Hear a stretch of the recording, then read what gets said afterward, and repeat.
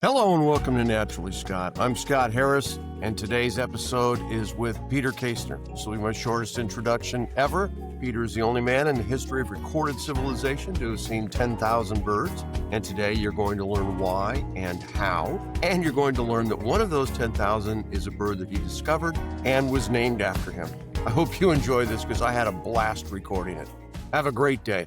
Hello, this is Scott Harris with Naturally Scott. I'm looking forward to today's conversation, as I do every time. Candidly, I wouldn't invite people to be on this thing if I didn't want to have a conversation. That's the treat of hosting this show. Today is Peter Kaestner, and if you're wondering, that is the correct way to pronounce it, unless you're German. So we've got that covered. Peter and I have spoken in the past, in part because he is a guest in the book Why We Love Birds, for reasons that will become apparent shortly. And is a great guest with some terrific stories. I made some notes today on what I wanted to talk to Peter about. I seriously don't think we will run out of note cards before we run out of time. So, which is great because then I can use an excuse to have Peter back on the show. So there's a lot to talk about, and we're going to talk about as much of it as we can. But before we do, Peter just got back from Ithaca, New York, which he shared with me on the when we were chatting before this. Peter, why don't you tell us what you were doing in Ithaca? I was invited to keynote the New York State Ornithological Association, which is a consortium of all the bird clubs. It used to be a weird name of the Consortium of Bird Clubs, but they've simplified it. And there were over 500 people there from bird clubs all over the state, from Long Island to Buffalo and everywhere in between. It was a wonderful, wonderful event. Really just first class. Everything was smooth and worked like clockwork. People were great. I met many, many people that I've known only digitally, and it's always fun to see old friends that I've never met, and really enjoyed the time up there. The weather was nice. It was a little chilly, and we ended it off with a bird banding demonstration. I've never been a bird bander, but I have worked in museums before and know the importance of specimens and what it's like to hold a bird. But there's just something magical about having a 7-gram Wilson's warbler looking at you with those beady eyes and getting ready to fly down to Central America. It's a wonderful, wonderful experience. It's spectacular, isn't it? I was in Colorado last week up at Rocky Mountain National Park for a book on mammals that I'm working on. The elk rut starts on September 15th. But the other thing that starts on September 15th is the owl banding inside the park, run by a gentleman named Scott Rashid. And so I've gone a couple of times previously, and Scott's been generous in helping me find owls. So everything got set up, and we're watching the monitors the way you do, with the nets out there. And inside of the first owl, we caught a northern sawwood owl and a boreal owl. Oh my goodness gracious. Which was just awesome. I mean, for me, we've talked before, Peter, so you know that I'm raptors over other birds. Not a value judgment, just an enjoyment judgment. But for me to be able to hold a boreal owl and a northern sawwood owl and do that, and then to release it, it's a magical thing. That is we fantastic. all look for different things out of birding, but for me, hanging out with a raptor, that's about as cool as it gets. But the world is filled with people that would be equally excited to hang out with a Wilson's warbler, or some of the odd birds that you've seen that we're going to talk about, which I'm really looking forward to. So I wanted to say this to the audience. 10,000 is kind of a cool number, I think. Malcolm Gladwell wrote a book about how it takes 10,000 hours to become good at something, or great at something, perhaps. The record for memorizing digits of pi is 10,000. My goodness. I think I've got 4 or 5. 3.1416. I'm nowhere near 10,000.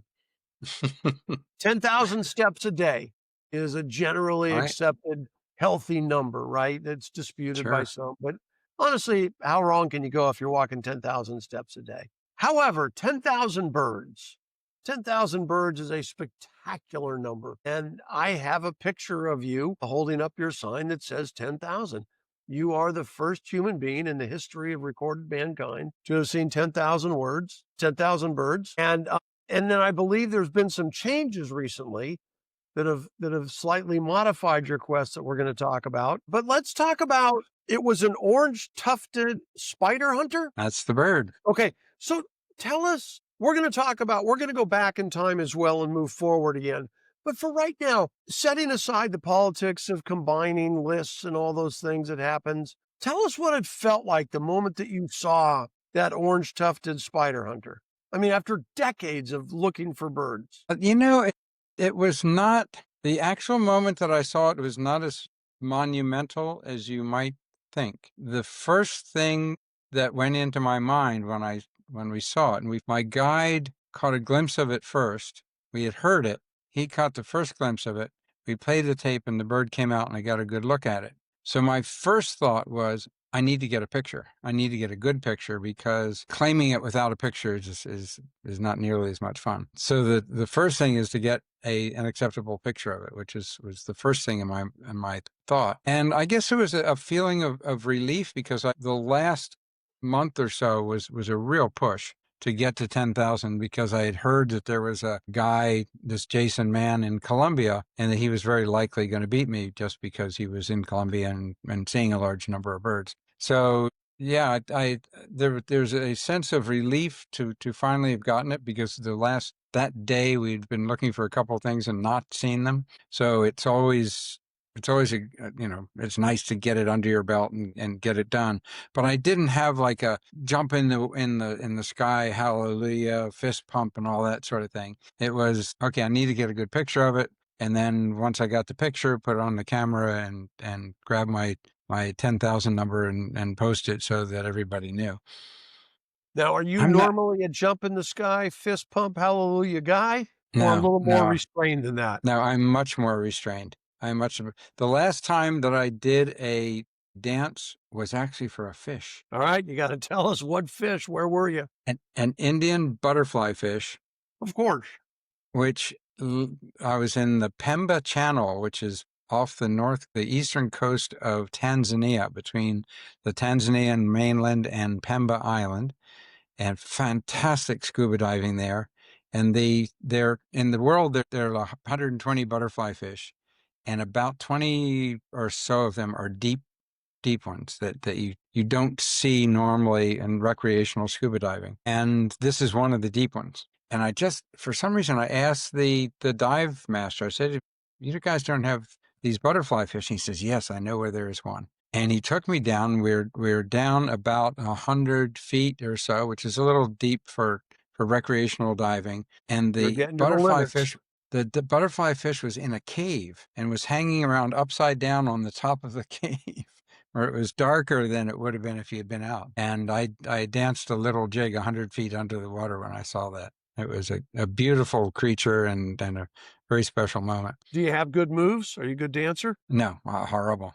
But when you're weightless, you can do all kinds of stuff. You can. How long have you been diving? Oh gosh, that's another weird story. I first did it in college. I didn't get certified in college, but I took a scuba course in college. At Cornell, you have to pass phys ed to graduate. And was it Kurt Vonnegut, I think, didn't get his Cornell diploma because he failed phys ed, amazingly enough. Anyway, it's a weird story why I had to take phys ed. I took phys ed. Then in 1980, I was in Papua New Guinea, and I got certified there and did a lot of scuba diving. And then it sort of took a hiatus until after we retired. And then we retired, I got advanced certification, and we've done a lot of scuba diving. We've had about 100 dives in the last 8 years or so, 8 or 9 years. That's fantastic. I got certified in 72 in Southern California. I was studying under a man named Bill Brisby, who started the EDM program at Moore Park Junior College. Now it's community college. EDM stands for Exotic Animal Training Management. Neat. And then we also taught the marine biology classes and studied under him for a year. And we went out every Saturday and did research. And he taught us to dive, and we got certified. It's a joy. I've never gone into that cold water in California. Someday it is I need chilly. to do that. It is a bit chilly. But we're gonna move forward over the course of the conversation and talk about a lot of the birds you've seen and the challenges you have. Excuse me. But first, let's take one step back. What was the first bird? What's the first bird on your checklist? That's a good question. I don't really have a spark bird. Well, not your spark bird. The first bird you recorded towards your life. I think my first checklist. I have a checklist from 1962, which would have put me at 9 years old, from my grandparents' house in Perry Hall. But yeah, I could probably. I think there's probably an answer to your question, and that is orchard oriole. And the reason is my profile picture in eBird is when I'm about 4 years old, and I'm standing in my grandparents' home at Perry Hall, Maryland, and there are a lot of mulberries on the ground. And we have a photograph that my father took of an orchard oriole eating mulberries at that same place. And I would bet that it happened at the same place and the same time. I don't recall seeing the orchard oriole, but I'm very familiar with the photograph. So I sort of have the image of the bird in my mind. Right. From the photograph, and I can't imagine that I was there. I actually had binoculars around my neck. I can't imagine that I would not have seen the bird that my father photographed and took a picture of me at the same time. So let's say orchard oriole. All right, fair enough. Now, your brother Hank is also an accomplished birder. He is a very accomplished birder. For the sake of competitiveness, not quite as accomplished as you, but in the top 10 e-birders in the world. He is. It's funny. One of the last parts of my stump speech that I gave on Saturday night at the New York State Ornithological Association, NYSOA. One of the last slides is that ABA says that there are a million ways to bird. And when I compete, I'm not so much competing against my brother. I'm competing against the birds. I'm competing against nature. I'm competing against the numbers. And I don't, the reason that Hank's numbers are the way they are is because of the opportunities that he's had and the places that he's lived and the places that he's been. And the reason that my numbers are the way they are is not because I'm an any better birder than he is, but just that I've been to more places and had more opportunities. And it really boils down just to that. And we will definitely talk about some of the places you've been and some of the reasons that you've been there. But let's stick with Hank for just a second. I asked you before what your spark bird was, and like a handful of people in the book, Why We Love Birds, you responded with a non-bird. You responded with a spark birder, which was your brother Hank. Right. You said Hank is the one that got you into birding. And I've had a spark nest from one of my guests. I was just speaking to Scott Weidensaw this morning. He had a spark mountain, Hawk Mountain in Pennsylvania, not a bird.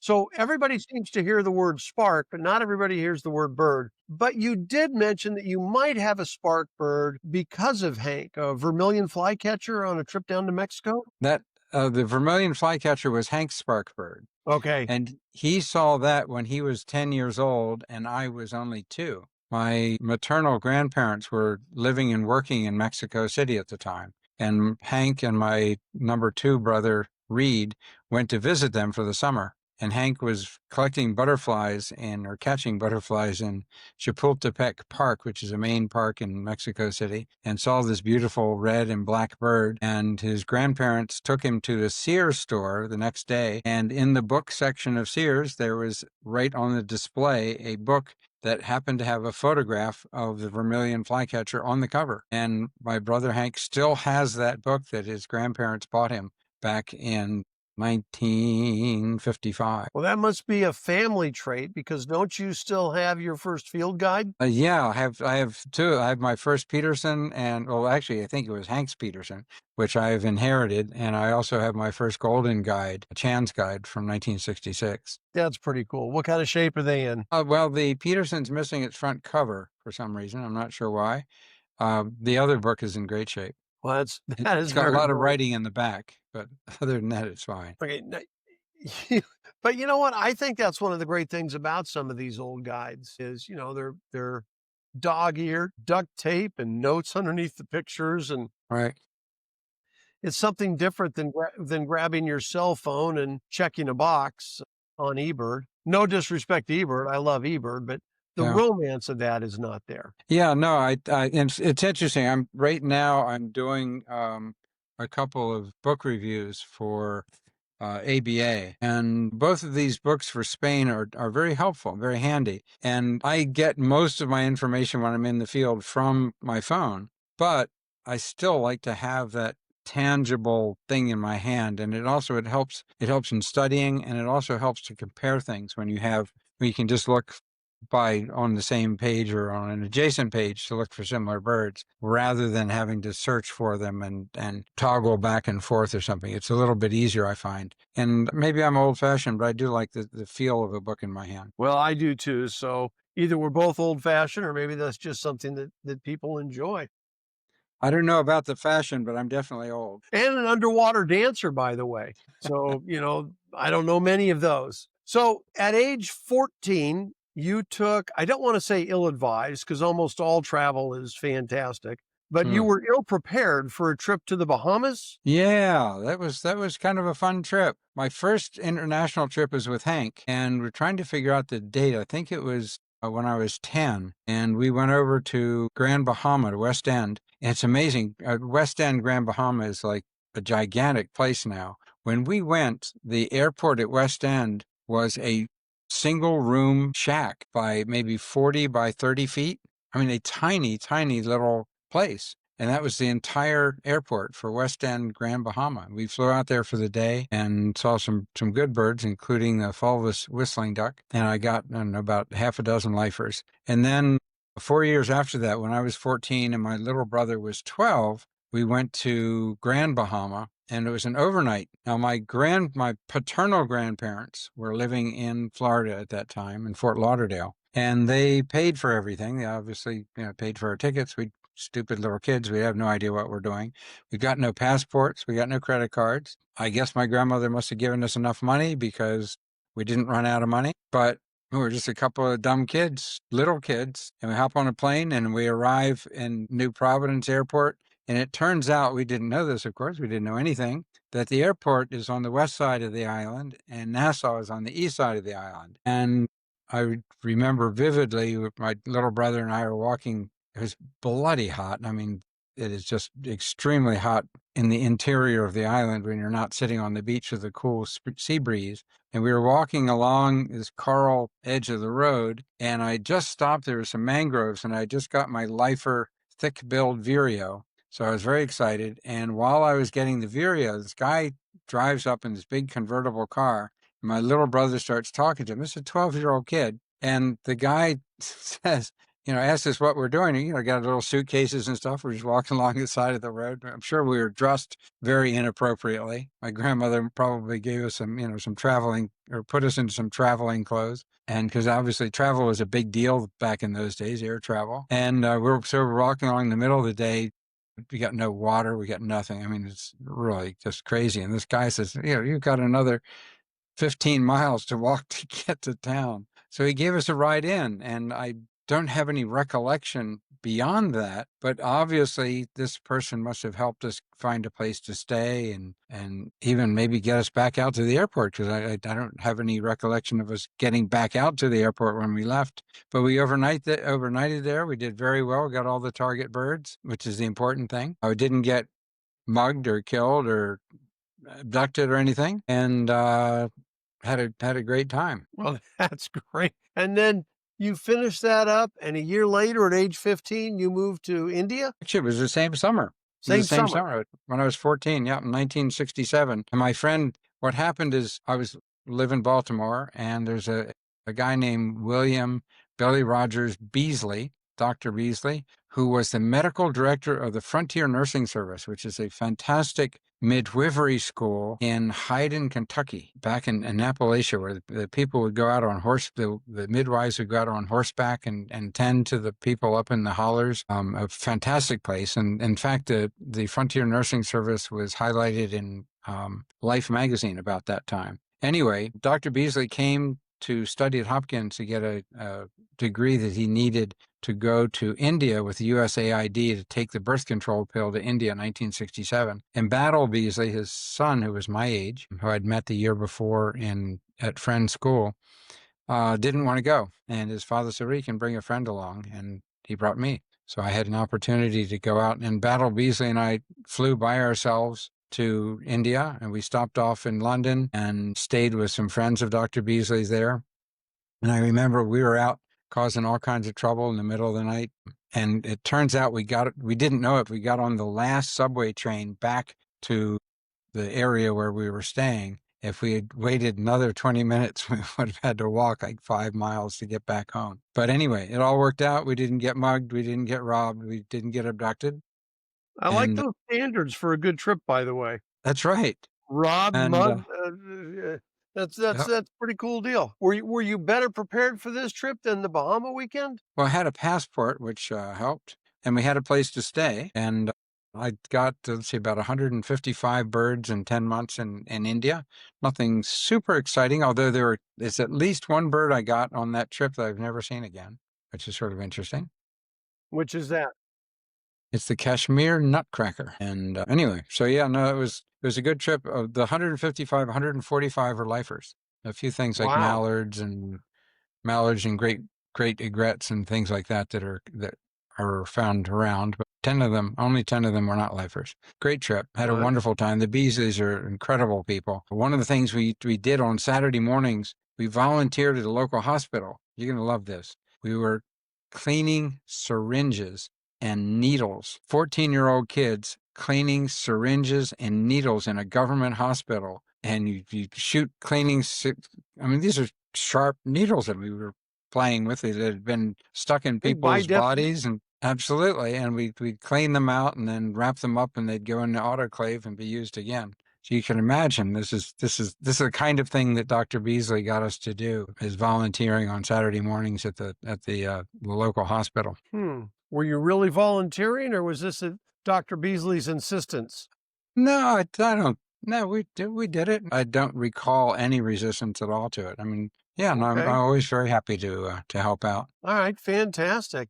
And then a few years later, you joined the Peace Corps. Yes, I went to Cornell with the intention of becoming an ornithologist. And at the end of my stay there, I decided that I wasn't really sure what I wanted to do. One of the possibilities is to follow in my brother's footsteps and work for a company. He was a spice buyer for McCormick Spice Company. Another would have been to join the Foreign Service. Another would have been become an academic. So yeah, no, I had some different thoughts, and Peace Corps was a good way to get overseas, to do some good. I lived in a tiny little village in the middle of effing nowhere. It is just an amazing place. And I have had so much extraordinarily good luck in my life. There is possibly no place that the Peace Corps could have sent me that would have been any better for birds than the place I ended up. And I didn't choose it. The Congo, now known as the Congo. Right, the Eastern Congo. I was a few hours away from the Ruwenzori Mountains. I climbed the Ruwenzori Mountains twice. It was about 2-hour walk from the edge of the Ituri Forest, which is where the pygmies live and has some fantastic birds. We were maybe 2 hours away from a very dry savanna along Lake Albert, which I went down there once and got some really good birds down there.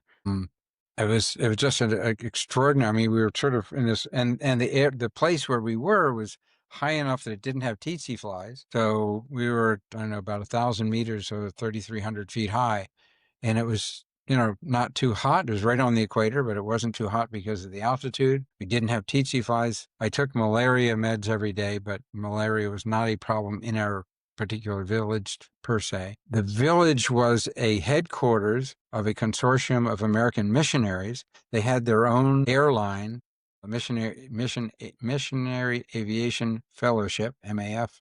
They had 2 airplanes, 3 pilots, mechanic, the whole bit. So I got to get free rides with these missionaries out to all sorts of wonderful places, up on the Sudanese border and down into the forest and up to the Lendu Plateau. I've seen the Lendu crombec. I'm certain I'm the only living person that's ever seen the Lendu crombec. It was just an amazing place. I just could not imagine being in a better place to be a Peace Corps volunteer. How long were you there? I was there 2 full years, and my job was to be a science teacher in a pedagogical institute. So the pedagogical institute it looked a lot like a high school. The kids were high school, most of them were high school age. But when they graduated from this school, they were certified as elementary school teachers. So they had teacher training and a very broad education, much more so than you would in a normal high school. And the reason is at the time of independence, I was there 76, at 16 years after independence, there were like a handful of teachers in the whole country. So they set up these pedagogical institutes to start training people that could go out and start at least educating some of the younger children. Well, that sounds pretty neat. So you were educating the future educators. Yeah, exactly. Now, while you were there, you got a call from Joel Abramson about bird bonanzas? Yeah, the call is not that we you don't call Neon Kunde Zaire.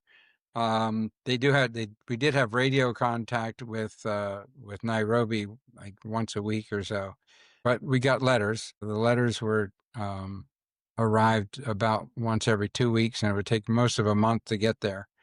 Yeah, I got a letter from Joel. He found out I was there, and I'm not quite sure how he knew that, but he was interested in doing a bird tour to that part of the world. And to the best of my knowledge, it's the only bird tour that's ever been done in the Eastern Congo. Before or since, not just the first one? I can't imagine there's been another. Okay. All right. Now, we're gonna continue kind of mapping out your life a little bit, but I want to stop and ask, because you talk about all the different birds that you've seen, and obviously in the birding world there are listers like yourself, people who take that very seriously, and then there are people who don't keep lists for a variety of different reasons. And then so I'm wondering, is birding a critical, or is listing a critical component to your birding enjoyment?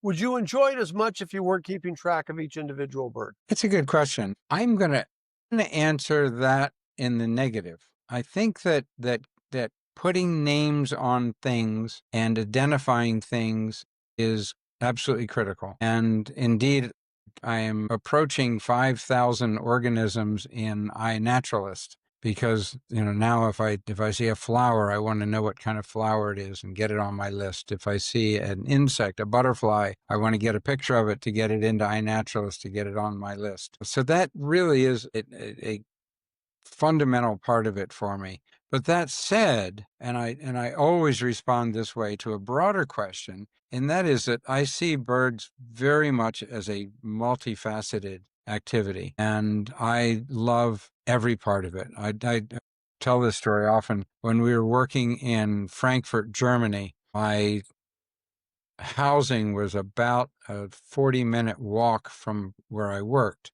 and I walked every day. In 2 years, I might have not walked 6 or 7 times. I mean, it didn't matter if it was raining or pouring or snowing or whatever it was. I always walked to work. And one part of the walk, there's an ancient cemetery. It's like 200-year-old cemetery. And I didn't need to enter the cemetery. The road went past the cemetery. But I would always go into the cemetery, walk through the cemetery, and then walk back out. And there was a pair of European robins that were in the first part of the cemetery, and they sing all year round. And I would always stop and listen to that beautiful sound of that little tiny bird just singing his heart out. And I was always in awe of it, even though I'd seen it every single day. Every time it was singing, it didn't sing every single day, but every time it sang, it would just fill my heart with joy to hear that tiny little bird. Winter wren's the same thing. Hearing a winter wren or a Pacific wren or a Eurasian wren all have very similar songs. Tiny, tiny little bird just singing its heart out. It is just magical. I love to watch birds fly. I mean, I'm enthralled at how migration works and how birds, bar-tailed godwits, come out of an egg, and within a few weeks, they're flying nonstop to New Zealand across the Pacific Ocean and navigate their way to this tiny little spot in the Southern Hemisphere and spend the rest of the year fattening themselves up. I mean, the things that birds do are just extraordinary. And I love their behavior. I love the science of birds. I love the beauty of birds. You hear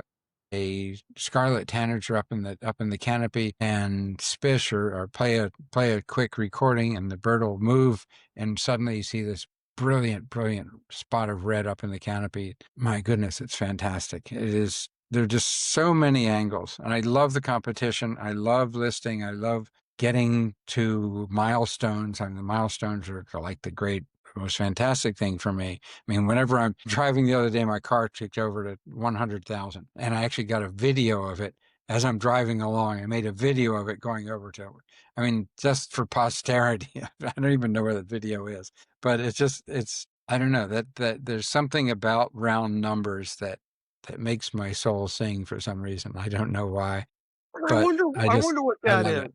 I think it exists for a lot of human beings, right? Yeah, You've got absolutely. 9,999 birds, that's one thing, but 10,000 birds is a big freaking deal. And then you get Yeah, 10,001 and 10,002 and, sure. I Right. wonder what that is. Each of those birds is significant. Now, But yeah, each one is just one. But that yeah, one that made it 10,000, the orange tufted spider hunter, it has a life of its own just because it happened to not be 10,001 or not be 9,998, but 10,000. yep. It's crazy. Now, and you've answered the next question, at least in part, but I want to give you a chance to expand. A lot of people who don't list are, I want to say, almost condescending toward listers. Well, they're not really birders, they're just listers. They're just racing through the forest or across the desert to check off a bird and then keep moving. And I've always found that, I've only been doing this a few years, but I find that a little offensive, as if you can't make a check mark in a book or on eBird and still enjoy the bird itself, that somehow those two are Yeah. mutually exclusive. Clearly, the way you just waxed poetic about birds and birding, that's not true for you. No, not at all.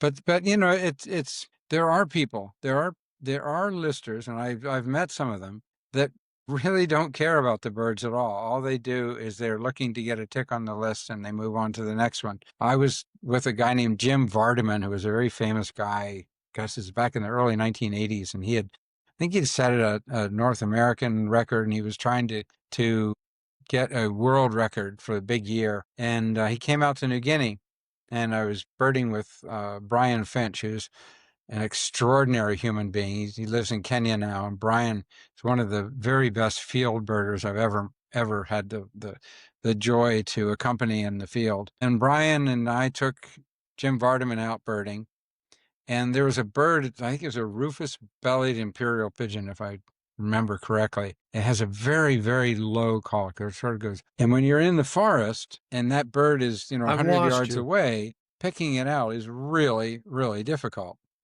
And Brian, who was an extraordinary We've ear lost birder, our. There, heard the pigeon off in the distance. I'm going to have to ask you I'm to sorry? back up. We lost our connection for a moment, Peter. So you were Oh, just okay. doing your cow sound about this bird when I lost you. All right. Brian Finch and I had taken Jim Vardaman out birding for the day to help him get to his his world big year record. And there was a bird that Brian and I knew called, I think it's a rufous-bellied imperial pigeon, and has a very, very low sonorous call. It sort of goes, ooh, ooh. And when you're in the forest, it's almost impossible to hear. You have to know exactly what you're listening for, and you just barely hear it. So Brian picked it out, as always. He's such a great field birder. And Jim Vardaman immediately put it on his list. And I know he didn't hear that bird, and he certainly didn't know what it sounded like. But just the fact that somebody that he was near had identified it was enough to go on his list, and then he was off to another list. And he quite famously said that he didn't really care about the birds. He just was, he wanted to be number one. He wanted to do it. He's a rich guy. The karma of that day was that it was a Saturday, and I had to go back to the office because I had to get some work done. And I was working at the U.S. Embassy in Port Moresby. And Brian and Jim were birding in the afternoon, and Brian tipped a car over, and it broke Jim Vardaman's shoulder blade or something, or collarbone, and that was the end of his trip to become the number one world year birder. Well, just based on the story you told, who cares if? I mean, it's an honor. It's an honor hobby. I mean, I But don't. can I let me But add just one more thing? let me correct one thing. Okay. It's not that I don't care that he broke his shoulder. It said, I wouldn't have cared if you broke the record, because if you're going to count a bird because somebody else heard it, why don't you count a golf score that someone else shot? Yeah. I was with a guy that broke par. That's good enough for me. Somebody had a hole in one. Yeah, I'll take credit for it.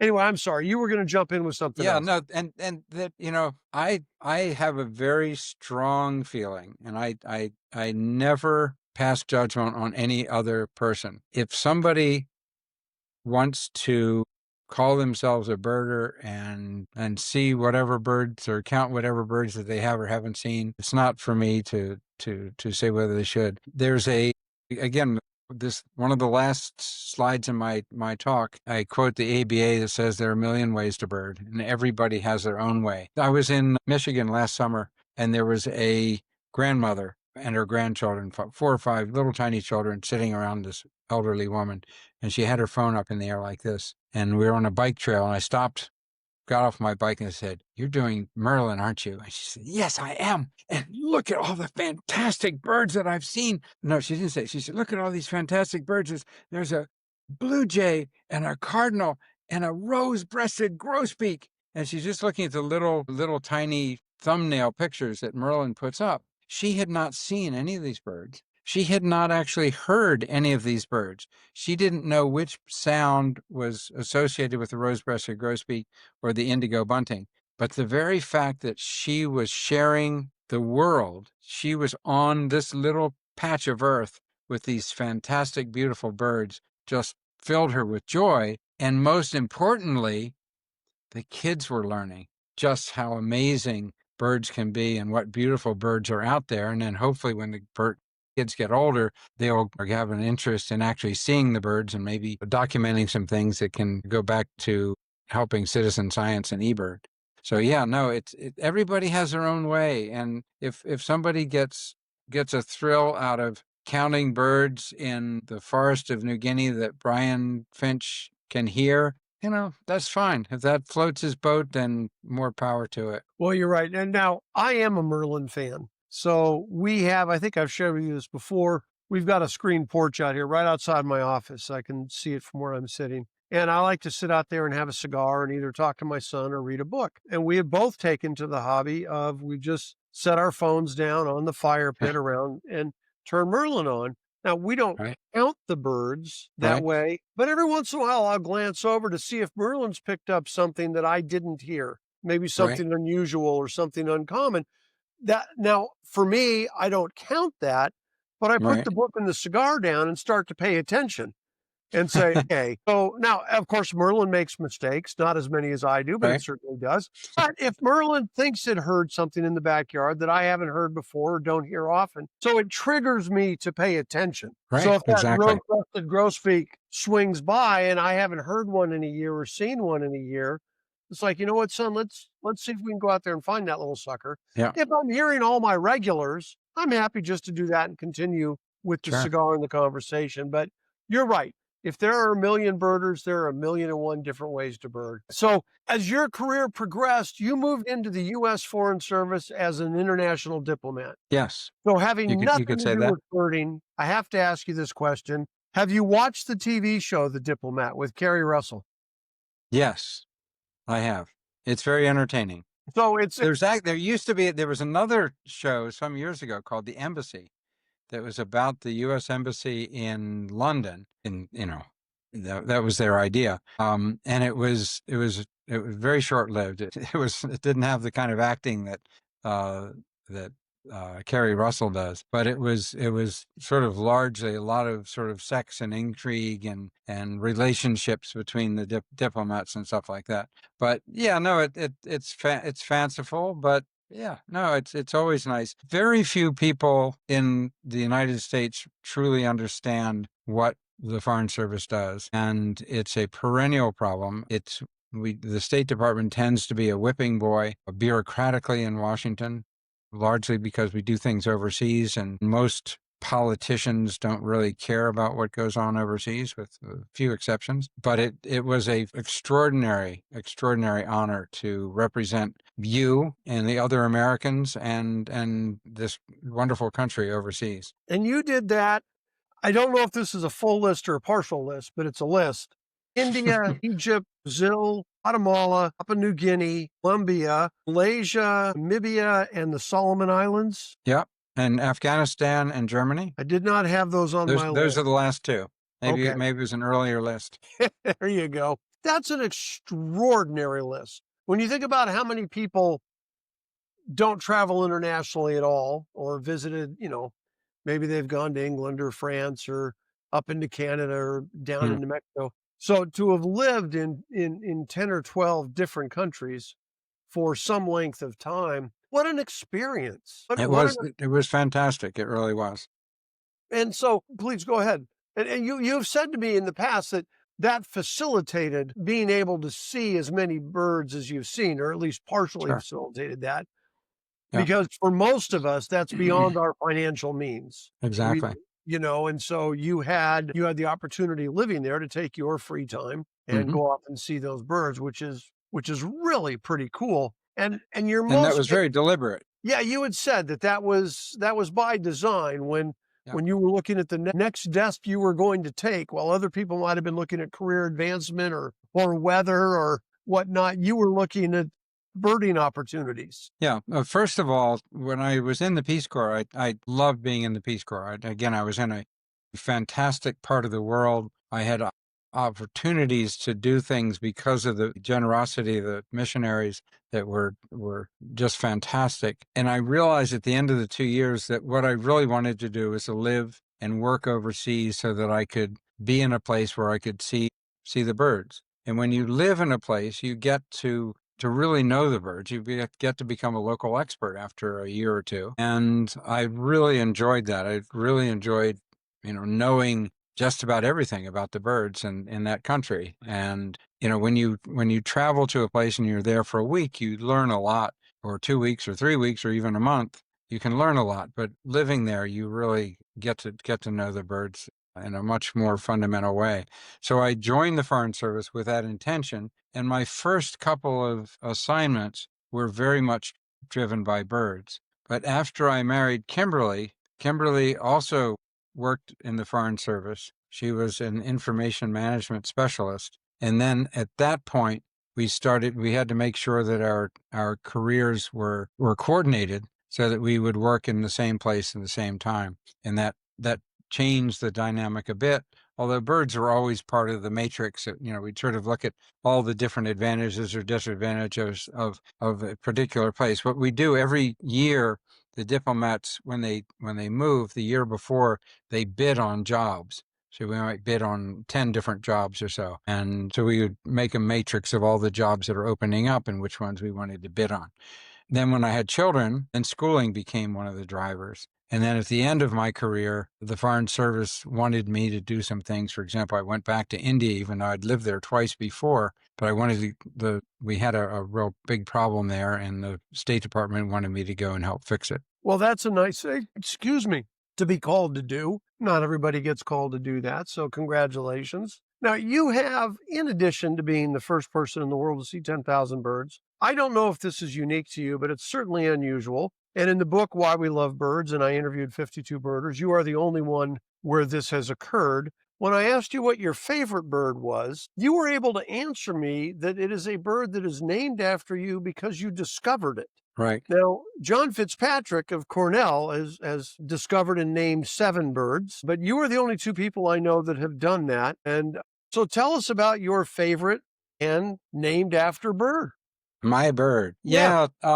It's one thing if you're a professional ornithologist and you work in Peru or something and you're exploring undescribed places or unknown places and finding birds. And people like John O'Neill at LSU has a fantastic history of uncovering new birds in Latin America. But for just an amateur birder to be, out on a road one day and to hear a bird that is new, is different, and nobody's ever seen it before, is an extraordinary opportunity. I mean, again, this goes back to this extraordinary fortune that I've had in my life, that I just happened to be on this road at the time that this bird was calling, and I recognized that I thought it was different enough that I spent 45 minutes trying to tape it close enough to see, which is another miracle because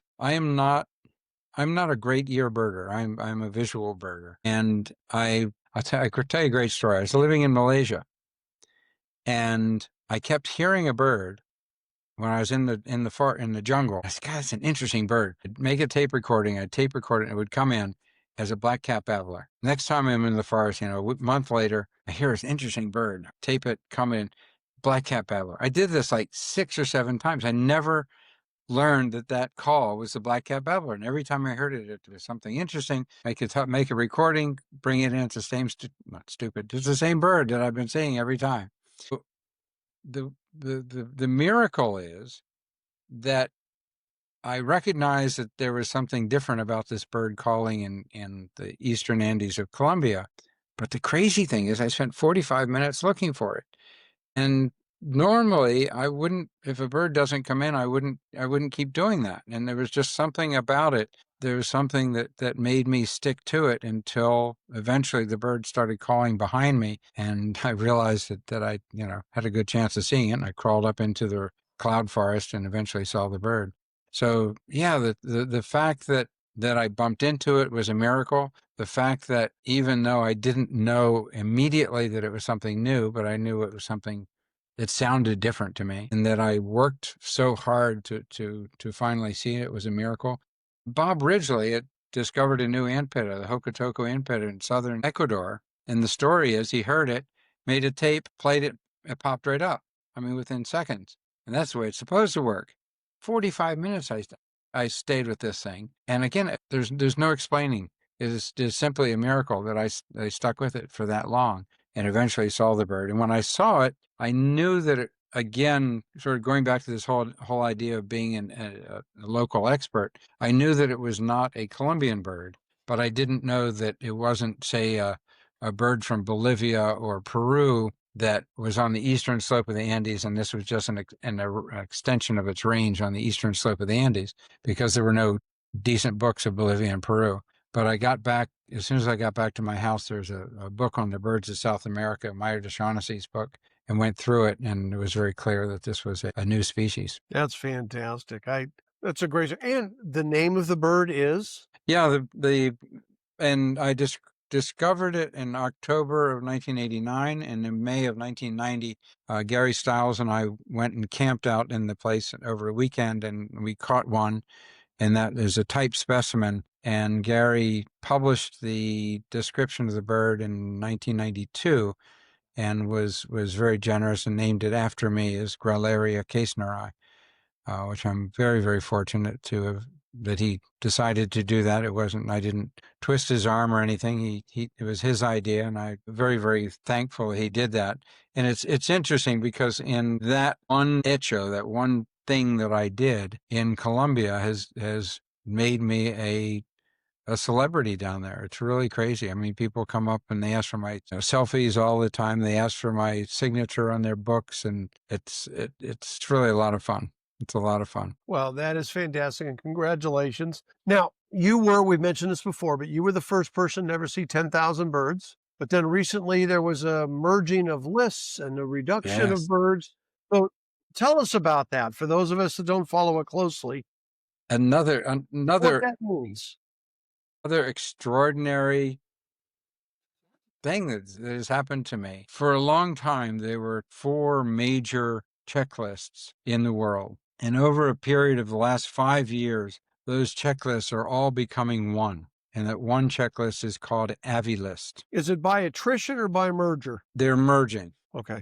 So one list decided to sort of go away. One list merged with eBird, and now they're all the eBird and the IOC are now merging into, or they're not merging. They're using the AviList taxonomy, so that they will be the exact same as AviList. So my 10,000 was in something called the IOC, the International Ornithological Community. I had a checklist for a long time, and there were 2 sort of major competing checklists. One is eBird and the other is the IOC.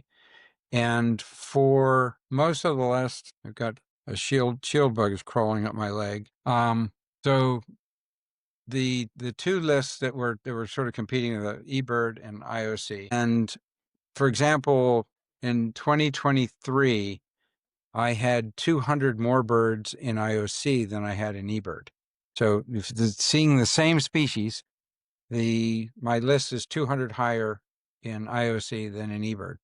So all of the major... I'm sorry. So the 200 birds that you've seen in IOC, does eBird not acknowledge they exist, or are they lumped with some other bird? They're lumped with something else. Okay. Yeah. And the way lumping works is, I always tell this, there's a great example. When I was a child, growing up in Baltimore, we had an orange and black icterid, and we called it the Baltimore Oriole. And when I was in, I think, high school, early college, early 70s, late 60s, somebody did a study and decided that the Bullock's Oriole out on the West Coast and the Baltimore Oriole were actually one species, because they hybridize in the western Great Plains. And because of that hybridization, they're all one species, and they called it the Northern Oriole. So heartbreak for Baltimore. We lost the Baltimore Oriole. We have a baseball team called the Baltimore Orioles. So we lost our Oriole, and it became the Northern Oriole, much to our chagrin. But a few years later, some people went and looked at the data, and they noticed that the hybridization in the western plains was very, very limited, and there wasn't gene flow across that hybrid zone. And that, by definition, is what Ernst Mayr called secondary hybridization. And under the biological species concept, which is, I could talk for hours on that, but under the biological species concept, which underpins basically all taxonomic decisions, they decided that, in fact, they were good species because there wasn't gene flow across this hybrid zone. So now we're back to Baltimore Oriole and Bullock's Oriole. So that just, if you multiply that by 10,000 times, there's a lot of differences that can come and go over time. And those differences all add up. And I remember studying taxonomy at Cornell back in the 70s, and we called it taxonomic opinion, because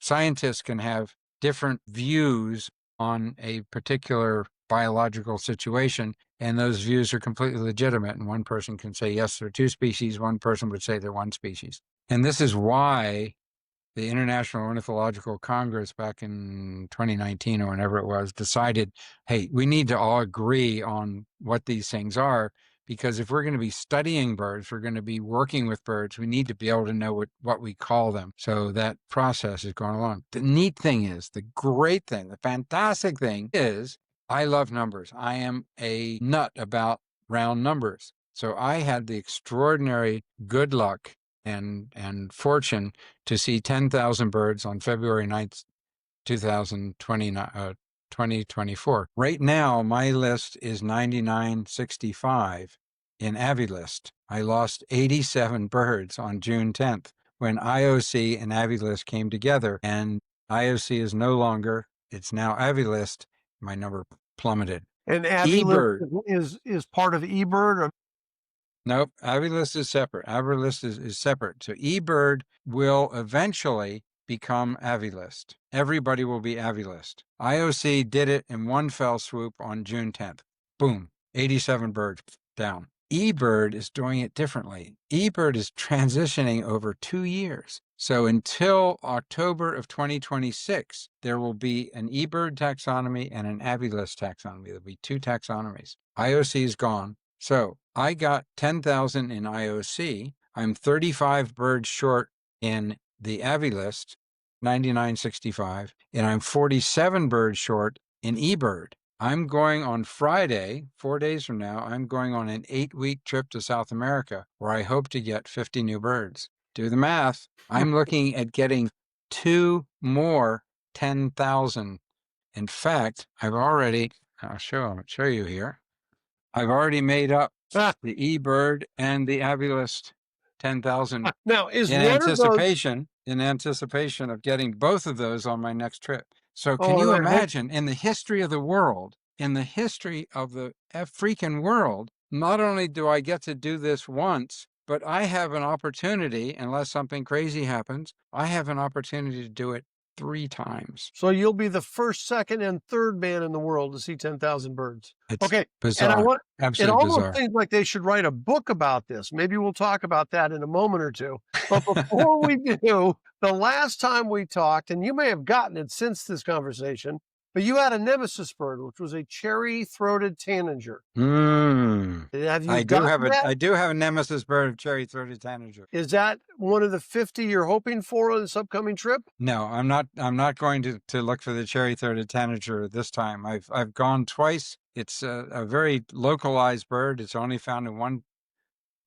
basically found in one very small area in southeastern Brazil. But no, I'm not going for it this time. I'm going for numbers this time. And in Brazil, I'm spending a week with my brother Hank, which should be a lot of fun. And we're going to a place called Carajás, which is a giant iron mine. And there's huge areas of natural habitat left and lots of good birds. So I'm hoping to get about 6 or 7 new birds there. Do you have a guide lined up to help you with that? We do. One of the wonderful things of traveling with my brother is that he is a very generous person and he pays for the guides and the transport. So I have a financial incentive if I needed it, but I certainly don't, since traveling and birding with my brother is one of the great joys of my life. Well, that's fantastic. I wish you all the best. I'm going to look forward to catching up with you in 10 weeks or so and seeing how that went.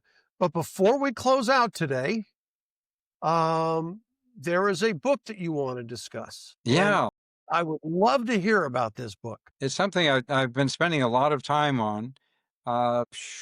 3 years ago now, I was contacted by an author named Joe Trezza, who actually works for Major League Baseball as a writer.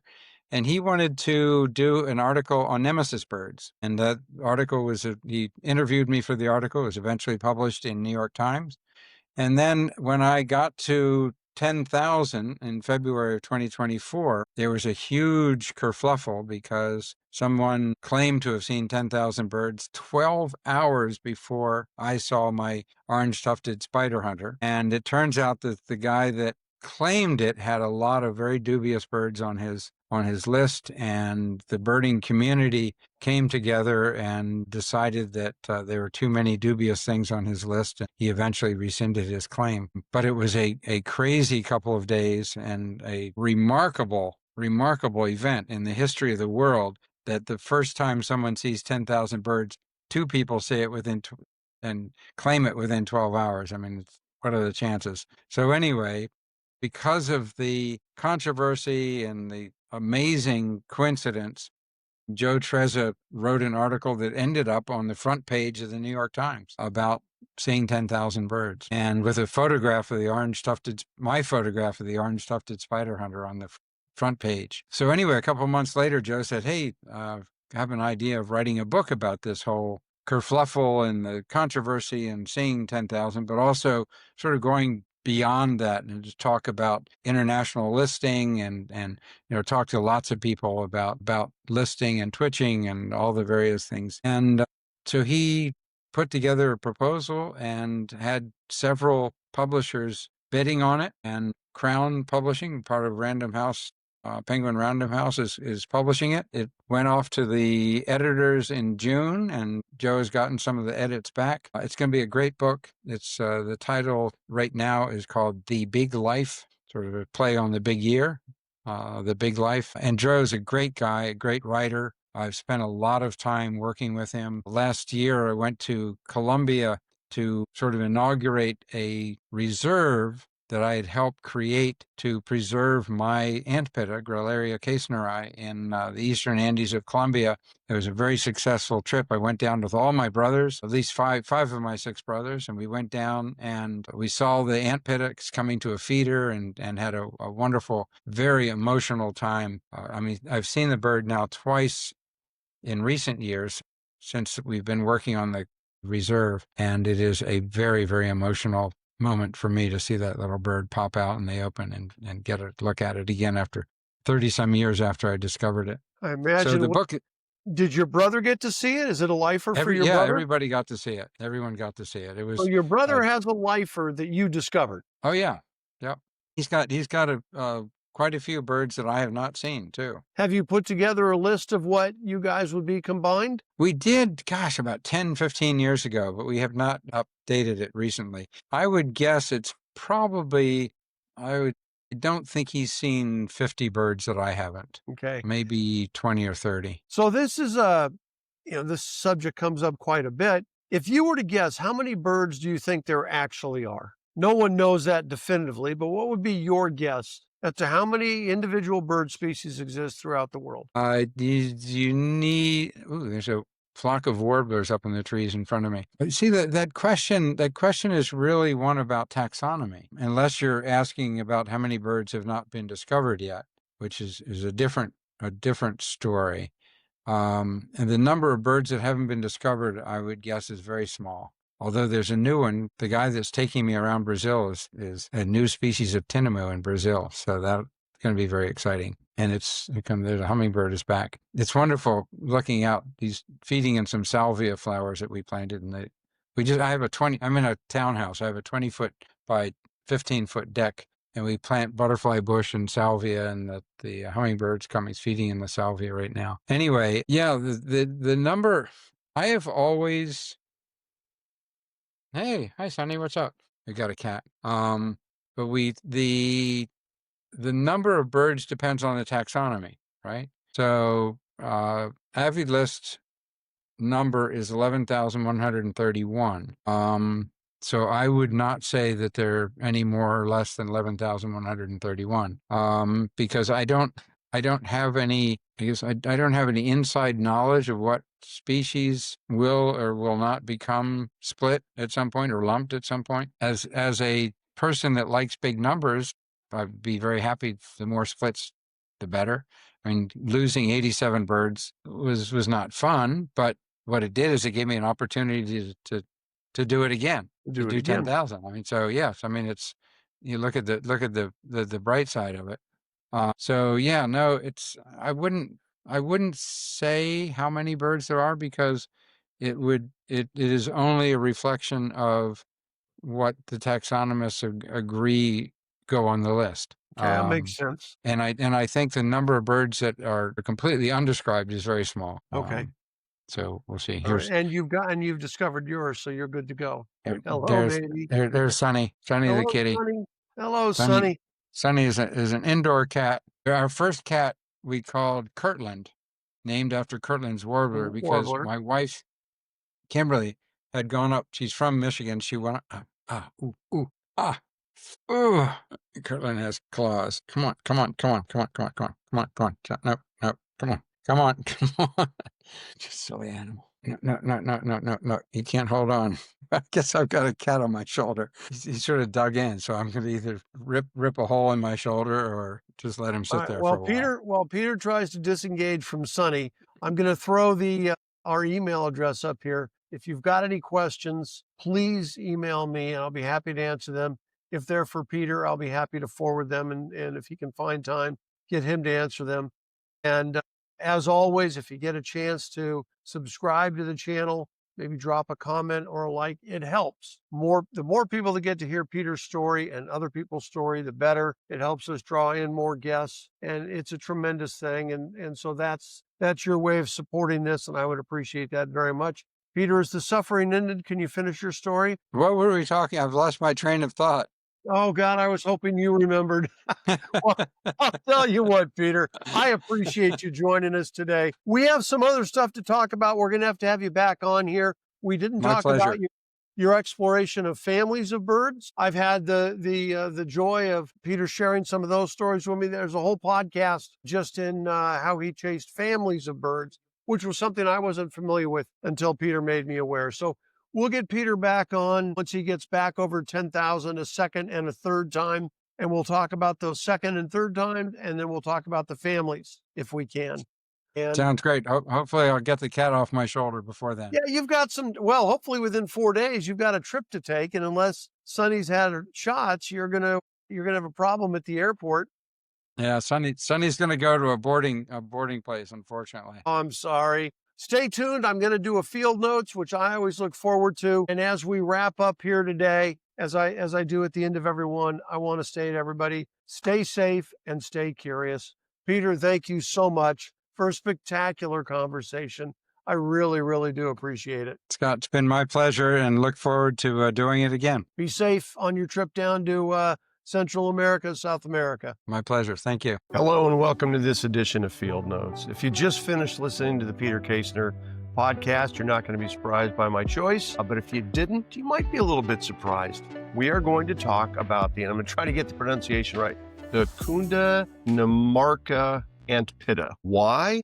Let me tell you about the bird first. Let me tell you a little bit about it, and then I'm going to tell you why we're choosing that bird today.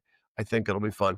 This little bird is endemic to Colombia, specifically the eastern Andes of Colombia. So it's a small area that it lives in. It's endemic to the eastern Andes of Colombia, and it is kind of a nondescript little bird. It's found in the subtropical or the tropical moist montane forest. That's the habitat that it seems to prefer. It lives pretty high. It lives up around 6,000 to 7,500 feet. Actually, 5,900 to 7,500 is what the research said, but for whatever reason, I rounded it to 6,000, but that's where it is. Spends most of its life living on the ground, munching up on some insects and small invertebrates. It is a medium-sized antpitta. Think sparrow. Overall, it's brown with some pale underparts. It's hard to spot. Like I said before, it's nondescript. Frankly, it's not a terribly exciting bird to look at unless you're from the every single bird is exciting to look at family, which great family to be from. I'm just not there. I think some birds are frankly dull, or at least dull looking. It has a loud, clear whistle. It is much easier heard than seen. And a number of people have been able to hear the bird, but have not been able to get eyes on it. And that's because it just blends in with that undergrowth, spends most of its time living on the ground, scurrying around. It is not a bold bird, so it's not coming out to check you out. It is endangered, mostly due to habitat loss and the small distribution range that they're in. Again, they're just in an isolated, endemic, tiny area, and any damage to that area damages them dramatically. There are maybe a few hundred individuals that are alive in the world. Ornithologists don't know for sure, but that's their best guess. There's certainly not a lot. They need a certain amount of land per adult, and they just have a small habitat area. Now, why I'm doing this bird, in case you didn't listen to the Peter Kaestner podcast, it was discovered in 1989 by Peter Kaestner. He was out looking for birds, as he does. The man is the only human being to have seen 10,000 different species of birds. He was in Colombia looking for more, and this was October of '89, and he heard a sound that he wasn't familiar with, and he listened to it for about 45 minutes. He tried to draw it in, doing some pitching. That didn't do it, and then as Peter said, normally he wouldn't wait that long. He's not going to wait 45 minutes for a single bird that he's not able to see, but something about it seemed different to him. And so he kept on trying, kept on listening. And as he described, when they finally discovered what it was and he finally saw it, which he did at the end of the 45 minutes, it was a miracle. Now, he didn't know at the time that he had discovered a new bird. Like many birders that are off in exotic locales, a number of the birds can look alike. And it's only when you get to do some research later on that you find out what you actually saw. And when Peter was doing his research later on, he discovered nobody had seen it. It wasn't in any of the books. And it was seen again in May of 19 by a gentleman named Gary Stiles. And Gary Stiles in 1992 published an article about the bird, about the new discovery, and honored Peter and gave him credit by naming the Cundinamarca antpitta after Peter, scientific name Grilleria caesteneri. So that is incredible. The man has not only seen 10,000 birds, he discovered a bird and had it named after him. I think that's really, really cool. So if you ever get a chance, if you're down in those eastern Andes in Colombia and you're scraping along the ground, now it's in books, so you can take a peek at it, but not many have seen it. So I hope you get an opportunity to. I hope I get an opportunity to. I've not seen it. I've never even been to Colombia. So thanks for listening today. I thoroughly hope you enjoyed.